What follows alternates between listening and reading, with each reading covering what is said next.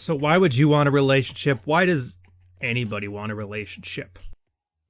Typically, after I finish the podcast with you guys, the old lady and I, we go out, we have some brunch. So this time we thought, why not bring you along? Do a little reminiscing, tell a little bit about my story, so hopefully there's something out of it that you can glean that might help you in your life. If you're the kind of guy who just wants to spin plates forever, fill your boots. I got tons of advice on that too, but that's not really the purpose of this one. This isn't the locker room. This is welcome to my life. To a little extent.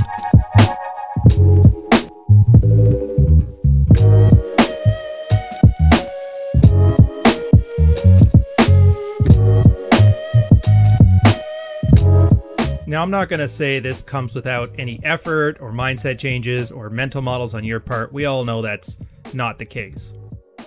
But then I got thinking about, what did we do this summer? Well, we went to go down, see the Smashing Pumpkins in concert. That was fun.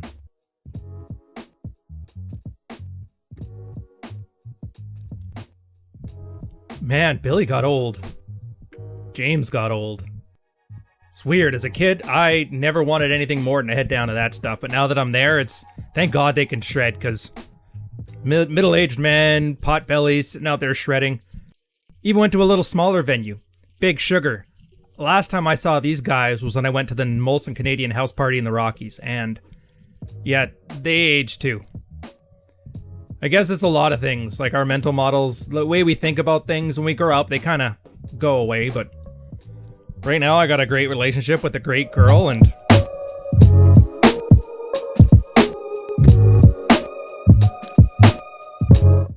I think that's the thrust of this question, is that what's in it for me? The one thing I will say about a lot of these second wave MGTOWs is they at least understand that part. They want something. You can't just have a relationship for the sake of it. You can't just have a plate for the sake of it. I think they go an absolutely horrible direction in discovering that, but it's at least asking the right questions. And so then I thought, what's in it for me? And stay steady sex, you can say companionship, but I've got a really good set of friends. I know how to go get sex if I want it.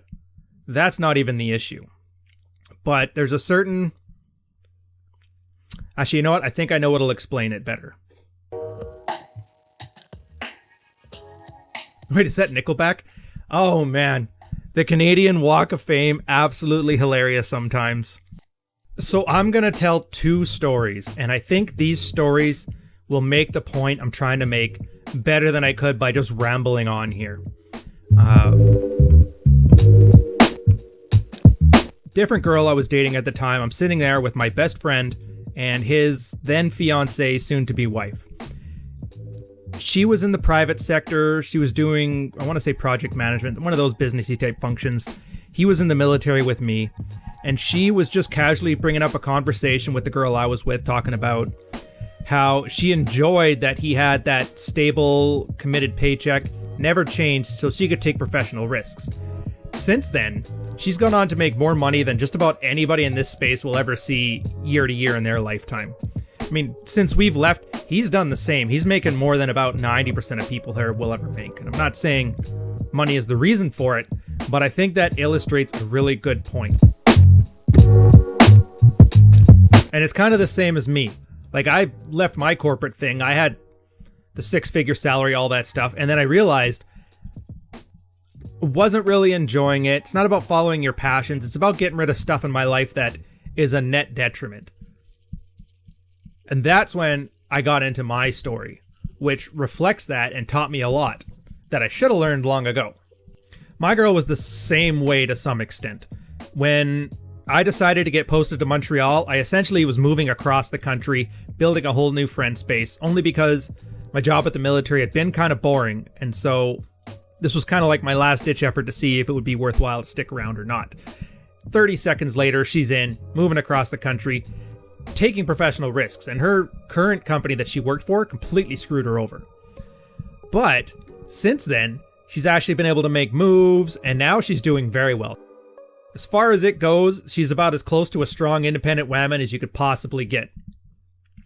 So I'm really proud of her on that one. Now, we got to the point where things are fairly stable, but for me, I wasn't happy. And so I decided, well, maybe it's finally time to start my own business. The flip scenario. when you get a girl that trusts that you're her best option, it's the same thing as when she trusted me being the stable oak. 100% on board. Let's do it. A lot of guys talk about how they're worried about their girls finding out about their red-pilled stuff, their field reports and that. Mine's basically here filming me drinking a bunch of cups of coffee, having some brunch, waiting for my podcast to finish. And I think the lesson for me, at least the lesson I'm taking from this, you might get different ones, is that this constant testing of the strength of a relationship is not only good for you because it allows you to push your boundaries, do better, but it allows you to ultimately see where you stand. And I think a lot of guys are afraid of this.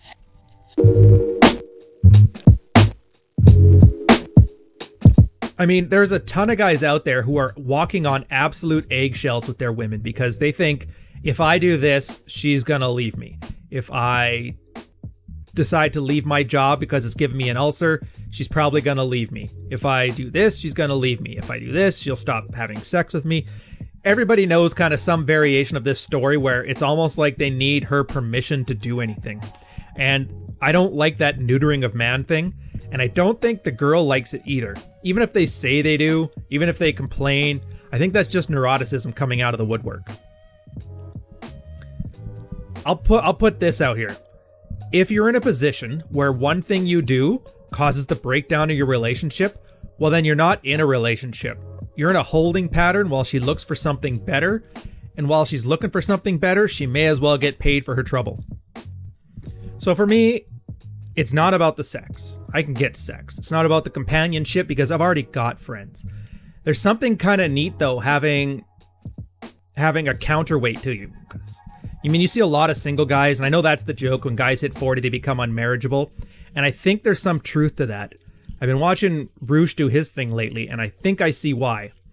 It's because he doesn't really have anything to conflict against.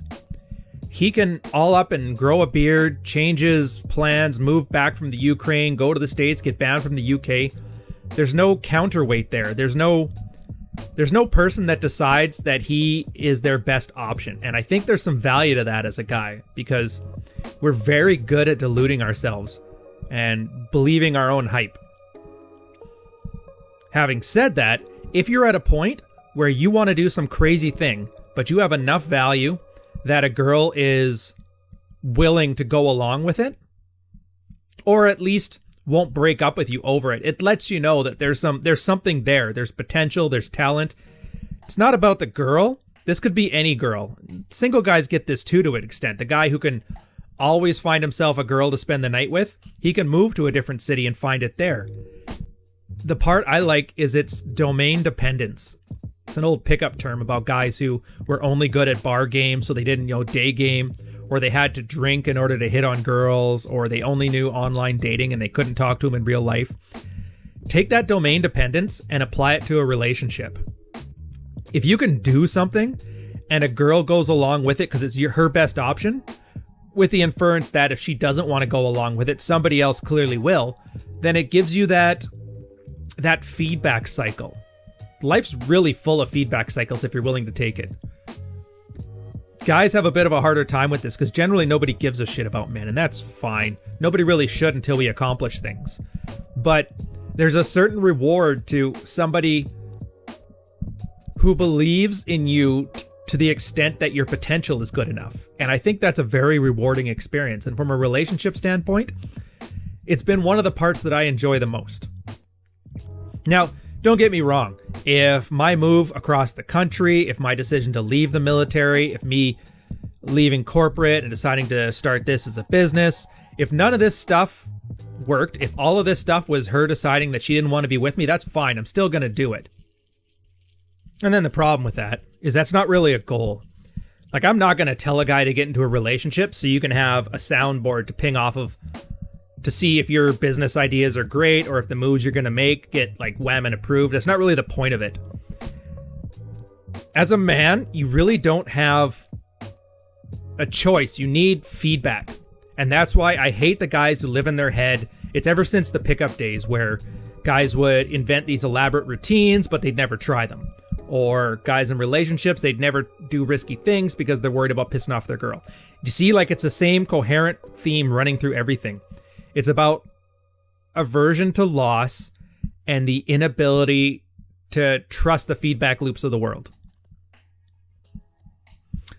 So while the relationship isn't a goal for that, it's a nice side effect. Like I said, getting regular sex from one girl or multiple girls, it makes no difference to me. That's a choice that every man needs to make for himself. Getting companionship, a lot of guys think that their girl's going to be their best friend, which is not the case. I already have a best friend. My girl's not my best friend. She knows she's not my best friend, and that's fine. Because our connection's a little bit different. It's a lever connection. It's conditional. I think that's the difference. With my friends and I, other than their own families, it's pretty much unconditional that we got each other's backs. It takes a lot. And even if we were to go against our friend's best wishes, we're still rooting for our friend in the end. If I see one doing something I think is stupid, I'm going to do my best to correct it, to help him, even if it's not what he thinks he wanted. But that's just something you're not going to get from a girl. What you will get from a girl is fitness tests or shit tests. Constantly giving those to you. Testing your frame, testing your metal. Even girls you don't want to be with. And here's the funny part. It's something we came across when we were doing field reports to guys in the married red pill. They were looking at their wife, objectively low value, doesn't respect them, doesn't like them, basically dragging them down as they're trying to build themselves back up. And their first thoughts were, you know what? I need to cut the dead weight. But what I noticed a lot of guys were doing, and it seemed to be working, was to keep her around and give it a year. What they would do then is she would be that punching bag, that sparring partner. If they were able to hold frame with somebody disrespecting on a constant level, if they were able to go to the gym while somebody's constantly nagging, if they were able to handle amuse mastery, agree and amplify, and fogging to somebody who knows all their bullshit and doesn't put up with it, then I guarantee they're able to do this on somebody who doesn't know them and hasn't built up all this baggage over the years.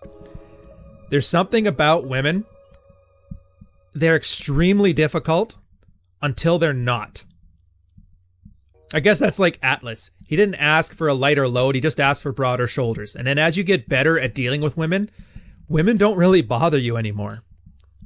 I mean, there was even a tweet I was seeing where somebody was talking about, if I call all men trash and you get mad, well, then you're the type of man I'm talking about. And I thought, if I had a 4-year-old kid call me a poopy face, I'm not going to drop kick her through a wall. I'm just going to laugh and take her finger painting and put it on the fridge and pat her on the head and send her on her way. Some of the worst traits in women are some of the best ways for a guy to learn not to take them too seriously. That's the other advantage of a relationship. Even if you don't want to be with this one, even if it's temporary, and they're all temporary, everybody dies alone. You realize with this practice, you get better at it. And I think there's a certain value to it that you can't get from just spinning plates. Now, I'm sure somebody can correct me here if I'm wrong, but I'm going with it, so here we are. When you have that 24/7, 365 dealing with one woman who's seen you at your best and at your worst, being able to deal with that makes it much easier to deal with plates or with temporary relationships, business world. And you know what? It's kind of nice for it. But beyond that, if you want a girl to have a relationship because you don't like the effort of sex, you'd rather focus on something else, that's fine too. If you want to do it instead because you just want a family and you need to rent her uterus for 9 months, that's fine too. I'm not here to tell you the reasons for it. It's just one of those little things that I find that not a lot of people talk about. It's the same as if you're a boxer. If you're Ed Lattimore, you want to box, but you don't want your sparring partner to be some guy who always lets you win. You want somebody who generally wants to clock you as many times as possible. Obviously not knocking you out, but you want a guy who spars better than you, because otherwise you're never going to be a better person. So it's not the reason to get into a relationship, but it's one of those really pleasant side effects I've found. Which is funny too, because a lot of the field reports and the videos that I do, I mean, there's a lot of other guys telling their experience, but a lot of it is just mine. From my girl being an absolute pain in the ass and me just learning to weather that. And I think that's a hallmark of becoming an adult. When you're able to ride the storm, I guess. Because I see this. A lot of young guys, you'll see them. Anytime a girl says so much as the wrong word, you gotta dump her, she's not worth it. I was not put on this earth to put up with this shit. It's very, very self-centered, and it's emotional. It's letting your feelings be dictated by the other person. I don't like that. Now, I don't know if it's just age or inexperience or a combination of both, but, you know, get into a relationship for a while, I guarantee you that you're either gonna be single or you're gonna learn to deal with it. And of course, maybe she isn't worth it, and then you still want to be single. I mean, some people just act like a damn fool and it's not worth it. But you know the juice isn't worth the squeeze after you've given it a squeeze, not before.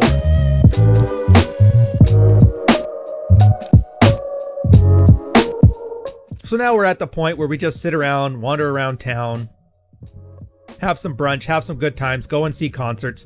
The times are all good until they aren't. And if they aren't good, I already know I can deal with them. I mean, she can act as emotional as she wants, it won't matter. She could resist my attempts to make my life or our life in generally better, and that's fine too. She can get on board or she can see the door. Either way's fine by me. But at the end of the day, I know I've been through the experience, I know I can handle the experience, and I know worst case scenario, I can always find a replacement. And then once that weight is off a guy's shoulders, you'll find, whether it's plates, whether it's relationships, doesn't matter what it is, it's always going to be more fulfilling because the little stuff just doesn't faze you anymore. So I'll end on that note. Welcome to my life in all of its boring splendor. Just living downtown, nice condo, doing nice things, seeing fun stuff. Essentially just living the life I want to live. There's no Lamborghinis. There's no cigars, there's no flashy watches, although I've got them in a drawer somewhere because I just don't wear watches anymore. The point is, it's not about what I want or it's what I want to signal, it's about what I want to do. And if you take nothing else from this video, I'd say take that. But I'll catch you guys in the next one.